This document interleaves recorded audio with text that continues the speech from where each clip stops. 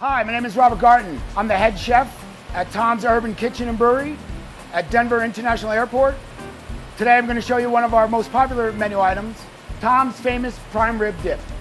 We have our 11 ounces of rare prime rib that's been sliced to 1/16 inch thick. We're putting it on the grill. We have our brioche sub roll that we're going to butter and put on the grill. Now we let the prime rib sear on the grill for about 1.5 minutes, and then we'll flip it over. Once we flip it over, we like to keep it rare in the middle, so then we add aged Havarti cheese. And we'll cover it so the cheese will melt. We get ready to plate. It gets our famous demi-glace and creamy horseradish sauce, along with the choice of one of our sides.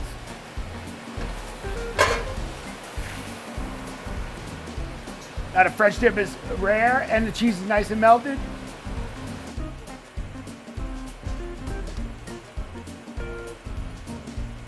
Tom's famous prime rib dip sandwich. Order up. I hope you enjoy making this recipe at home. I hope you come enjoy one at Tom's Urban Kitchen and Brewery at Denver International Airport.